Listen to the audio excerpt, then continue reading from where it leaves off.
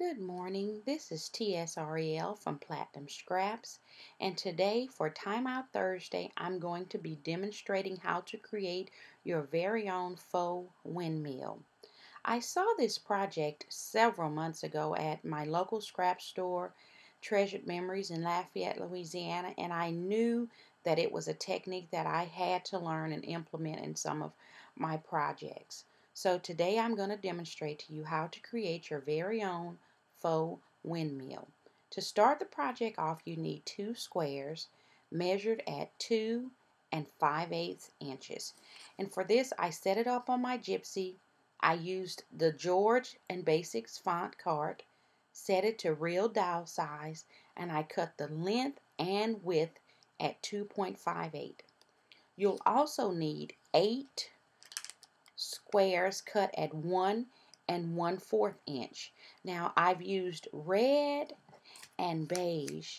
The beige doesn't show up very well on the camera right now, but hopefully you'll be able to see it better once the windmill is put in place. Now when I first did the windmill for my project this week that was on Platinum Scraps, I actually used the tape runner, and I didn't like the way it did. I adhered it to one side of the video. So for this week's project, the Time Out Thursday, I'm going to use my small X Xyron. I didn't like the way that just by taping one square or applying adhesive to one square, it raised up some. I didn't like that effect at all. So the first thing you'll do to create your faux windmill is tape one of your 2 5/8 inch squares and apply adhesive. Now for this, I'm going to use my Scotch ATG gun. And as you can see, I haven't decorated mine like some of the other ladies. I may get to that at one point, but right now it's decorated not. So, okay, I've adhered the adhesive. I'm going to put my ATG gun to the side. And I have my mat here. And my craft mat is marked with lines, as you can see. So I'm going to use that as a guide. Now the first thing you do is take your first 2 5/8 inch square and start it out on any of your lines. Kind of like the diamond shaped. You'd put one tip on the one line and the other tip on the other one.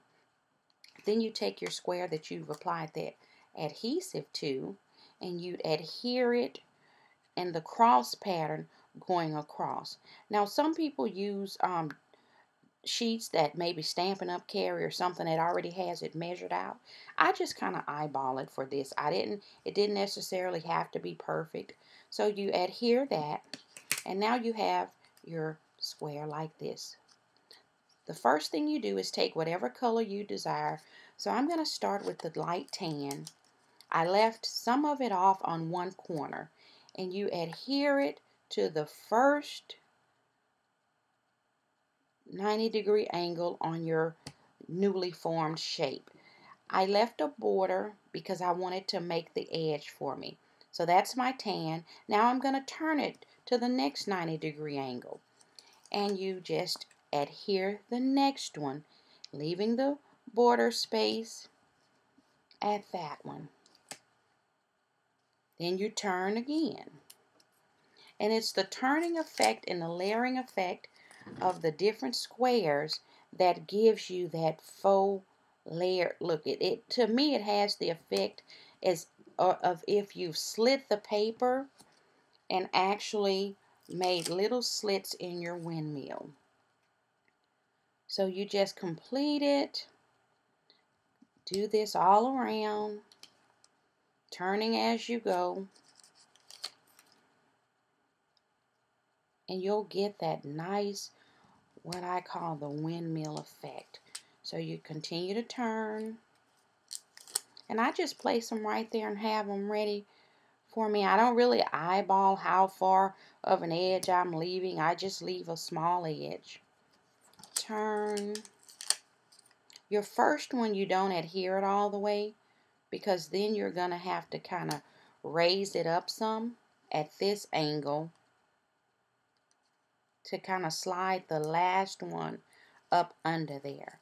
So that's why it's so important to leave that one with only Xyron on a little side. So I'm going to come in here and I'm going to slide this in. Sometimes you may have to raise this one up a little more, like I'm having to do today, but that's okay. You get the concept. So you come in here, you turn it so that you can get it at that 90-degree angle. And wouldn't you know, for video purposes, it's going to give me a little heartache, but that's okay. We're going to get it. And then you just slide it up under that very first one. So now I'm going to adhere that one down. Then you have your very own pinwheel, your faux pinwheel. Now, you can decorate it in many ways. What I generally do is take the centerpiece and I would put either a brad, or you could cut out some paper to match your background. Now, once you have all your pieces together in your windmill, I just kind of go back and I make sure that they're all down. And here's the part where I like you have the option to be versatile. You can use a brad, you can use a flower, just a circle cut out of the background contrasting paper. Here I've taken my Stampin' Up! Punch and I cut out a small flower that I'm going to adhere in the middle, and that allows me to kind of cover the center, so then it has a center point, a focal point of attraction. So there it is, and you can just adhere it to your paper. I hope you've enjoyed this edition of Time Out Thursday, and I definitely would encourage you to try these faux pinwheels. They're so easy to make. Thank you.